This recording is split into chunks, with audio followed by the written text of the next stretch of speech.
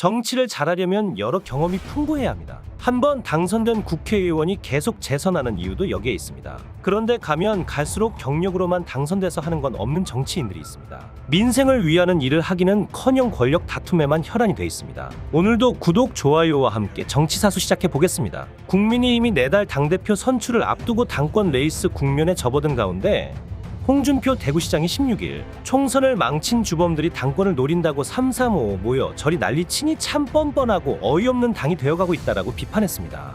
홍 시장은 이날 페이스북을 통해 총선 망치고 지방선거 망치면 차기 정권을 재창출할 수 있겠다며 이같이 밝혔는데요. 다음 달 열릴 국민의힘 전당대회에 한동훈 전 비상대책위원장의 출마가 가시화되자 비판 공세에 나선 것으로 풀이됩니다. 홍 시장은 이어 그냥 이재명에게 나라를 갖다 바치는 거 아니냐며 총선 망쳐 국회 난장판 만들어 놓고 윤석열 정권도 어려운데 자숙해야 할 총선 참패 주범들이 저리 날뛰니 보수 정권 앞날이 참으로 암담하다고 우려했습니다. 한편 한 전 위원장의 당대표 공식 출마 선언이 임박한 것으로 알려지자 잠재적 당권 주자들도 이른바 한동훈 대항마로 자리매김하며 대표 경선에 뛰어들지를 놓고 본격적인 저울질에 들어간 모양새입니다. 한 전 위원장은 최근 가까운 원내 외 인사들에게 당권 도전 의사를 밝히고 지원을 요청한 것으로 알려졌습니다. 대표 출마 회견문 작성, 여의도 사무실 섭외 등 실무 작업에 착수한 것으로 전해졌고 출마 회견 시기는 오는 23, 24일 진행될 후보 등록 마감 직후로 예상됩니다. 친 한동훈계 인사는 이날 한 전 위원장 출마와 관련해 정치권의 주목도를 최상으로 끌어올리고자 한다며 등판이 임박했음을 예고했습니다. 한 전 위원장이 물밑에서 속도를 내자 잠재적 당권 주자들의 발걸음도 빨라지고 있습니다.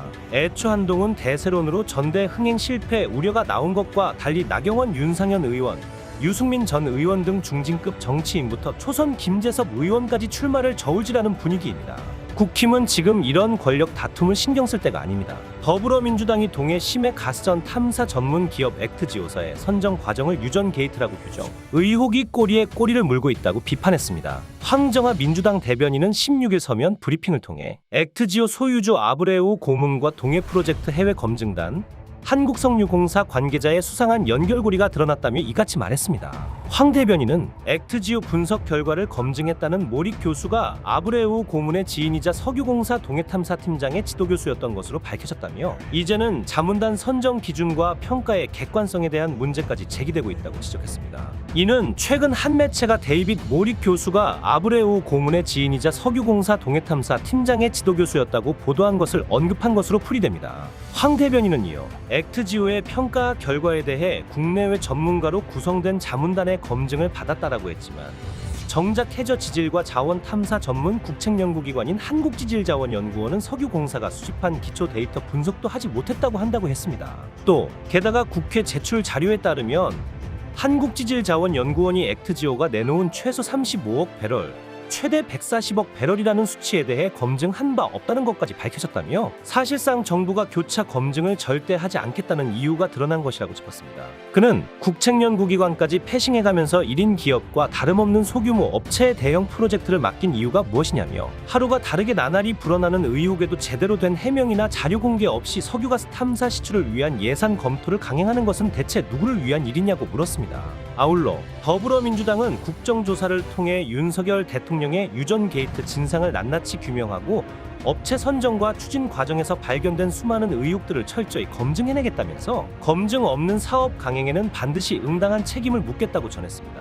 야당의 움직임은 이뿐만이 아닙니다. 조국 혁신당 대표가 부산, 울산, 경남 지역 당원들을 만나며 조직 다지기에 나섰습니다.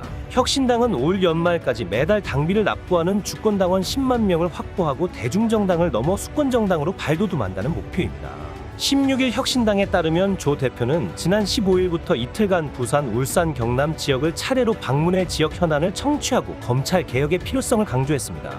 조 대표는 지난 15일 부산 영화체험박물관에서 열린 당원과의 대화에서 검찰 독재 정권 조기 종식 방법으로는 탄핵과 개헌, 하해가 있다라고 말했습니다. 이어 윤석열 대통령이 하해할 것 같지 않아서 모든 절차에 대한 생각을 같이 하고 있다라며 윤 대통령 임기 단축을 위한 개헌과 탄핵을 투트랙으로 동시 추진하겠다고 밝혔습니다. 조 대표는 부산 지역 방문 이유에 대해 지난 총선에서 부산 지역 2위를 했다라며 지금 당장도 중요하지만 다가오는 정치 일정이 차례차례 있어서 당대표로서 고민이 있다라고 설명했습니다. 그는 당대표로서 어떻게 혁신당을 지역까지 뿌리를 내리는 대중정당으로 만들 것이냐가 고민이라며 워낙 잔뿌리가 없어서 지방 지역 조직이 거의 없고 구 단위로 가면 전혀 없다고 보면 된다. 연말까지 조직을 강화하는 것이 가장 중요한 역할이라고 강조했습니다. 조 대표는 차규근 혁신당 의원과 함께 부산 지역 책임 의원을 맡아 지역 현안 해결에 앞장설 계획입니다. 차 의원은 김학의 전 법무부 차관의 긴급 출국 금지 의혹으로 기소된 후 1심에서 무죄를 선고받은 것을 거론하며 수사 기소는 절대적으로 분리돼야 한다라고 말했습니다. 그는 가을 정도에 2심 항소심 선고가 날 것 같은데 이 사건은 수사 기소가 독점되면 어떤 수사가 벌어지는지 적나라하게 보여주는 것이라며 검찰청을 폐지해야 하고 검찰은 기소만 담당하는 근본적인 내용의 검찰 개혁을 해야 한다라고 강조했습니다. 김건희가 국내에 돌아오자마자 야당의 비판이 거세지고 있습니다. 더불어민주당이 김건희 명품백 수수 논란을 정조준한 법안을 잇따라 발의하고 있습니다. 앞서 김건희 특검법을 당론 법안으로 채택한 데 이어 대통령 배우자도 실질적으로 처벌할 수 있도록 청탁금지법 개정에 나서는 등 입법을 통한 압박 강도를 높이고 있는데요. 김건희 사건을 종결 처리한 국민권익위원회를 향해선 김건희 권익위원회가 됐다며 비판을 이어갔습니다. 고민정 민주당 최고위원은 지난 14일 김영란법이라고 불리는 청탁금지법 개정안을 대표 발의했습니다. 청탁금지법 제22조의 배우자를 처벌 대상으로 추가해 징역형 또는 벌금형에 처할 수 있도록 하는 것이 핵심입니다.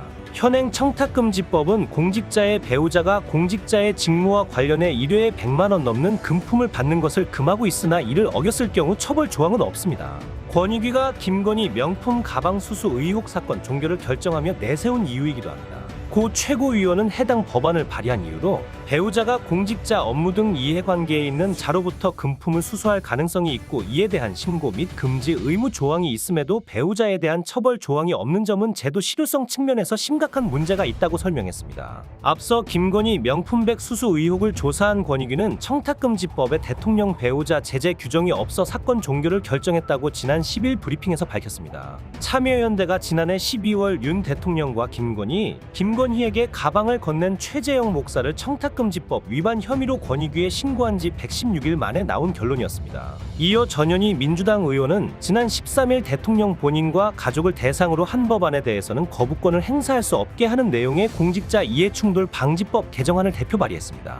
해당 법안에는 전 의원을 비롯해 총 74인이 공동발의자로 이름을 올렸습니다. 민주당은 같은 날 정책위원총회를 열어 김건희 특검법을 비롯해 법안 22건을 당론법안으로 채택한 바 있습니다. 당 차원에서 개별 의원들이 따로 또 같이 입법 압박에 나선 것으로 보입니다. 또 황정아 민주당 대변인은 16일 서면 브리핑에서 국민권익위원회는 김건희 권익위원회가 되어 뇌물백 수수에 대해 해괴한 논리로 무혐의성 면죄부를 줬다며 김건희가 성역이 되어 단 한 번도 소환받지 않는 동안 검찰은 조작 수사로 야당 대표 죽이기에만 혈안이 됐다고 주장했습니다. 그는 정부 여당을 향해서는 윤 대통령 부부 방탄을 위한 불법과 같은 생태가 강해지고 있다고 날을 세웠습니다. 정부 여당은 말로는 민생을 돌보겠다면서 정작 권력 다툼만 내대고 있습니다.